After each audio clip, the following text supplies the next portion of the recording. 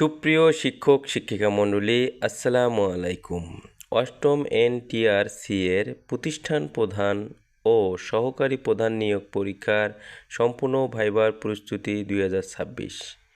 সম্পূর্ণ ভাইবার প্রস্তুতি 2026 এই সম্পর্কে আজকে আমরা জানব। পরীক্ষার সামগ্রিক তথ্য ও পরিসংখ্যান। বর্তমান পরিস্থিতি। MCQ পরীক্ষার তারিখ 18 এপ্রিল 2026 পরীক্ষাটি অনুষ্ঠিত হয়। ফলাফল প্রকাশিত হয় 22 এপ্রিল 2026 বুধবার রাত্রে। মোট আবেদনকারীর সংখ্যা 53,069 জন। মোট অংশগ্রহণকারীর সংখ্যা 48,146 জন। মোট উত্তীর্ণ হয় 14,942 জন। সবচেয়ে মোস্ট ইম্পর্ট্যান্ট এখানে আপনাকে ভাই জিজ্ঞেস করতে পারে, সম্ভাবনা রয়েছে 100%। মোট পাশের হার কত পার্সেন্ট? 31%। মোট শূন্য পদের সংখ্যা কত? 11,151টি। এরপর ভাইভা শুরুর সম্ভাব্য তারিখ মে মাসের শুরু থেকে। এরপর সবচেয়ে মোস্ট ইম্পর্ট্যান্ট সেটি হলো নম্বর বিভাজন। মোট নম্বর 100। পরীক্ষার ধাপ, এরপর আমরা জানব নম্বর, এরপর হচ্ছে পাশের শর্ত। MCQ লিখিত পরীক্ষার মোট নম্বর হচ্ছে 80 নম্বর, ন্যূনতম আপনাকে 40% পেতে হবে। শিক্ষাগত যোগ্যতা 12 বছর হতে হবে এবং সনদ ভিত্তিক। মৌখিক পরীক্ষা ও ভাইভা নম্বর 8, ন্যূনতম 40% অথবা 3.2 নম্বর পেতে হবে।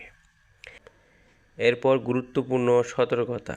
ভাইভায়ে মাত্র 8 নম্বর হলেও মেধাক্রমে এই নম্বরই চূড়ান্ত তালিকা নির্ধারণ করতে পারে, তাই ভাইভায়ে সর্বোচ্চ নম্বর নিশ্চিত করা অপরিহার্য। এরপর আমাদের যে অংশটা সবচেয়ে মোস্ট ইম্পর্ট্যান্ট সেটি হচ্ছে AI ভাইভা। এবারেই বিশেষ সংযোজন করা হয়েছে AI ভাইভার এবং AI প্রযুক্তিতে ভাইভা নেওয়া হবে। শিক্ষা ও প্রাথমিক গণশিক্ষা মন্ত্রী এহসানুল হক মিলন জানিয়েছেন যে ভাইভায় স্বজনপ্রীতি ও পক্ষপাতিত্ব রোধের এবারই প্রথম আর্টিফিশিয়াল ইন্টেলিজেন্স প্রযুক্তি ব্যবহার করা হবে। বিষয় তথ্য। কারিগরি সহযোগিতায় বুয়েট ও AIUB কম্পিউটার সায়েন্স বিভাগ। এরপর ডেমো প্রদর্শন করা হয় 30 এপ্রিল শিক্ষা মন্ত্রণালয়ে। এরপর স্বচ্ছতা নিশ্চিত, OMR শীট যাচাই ইঞ্জিনিয়ারিং বিশ্ববিদ্যালয়ের মাধ্যমে। এরপর আমাদের হচ্ছে পরিস্থিতি 6 নম্বর। বোর্ড পরীক্ষায় খারাপ ফলাফল। ধাপ পরিস্থিতি।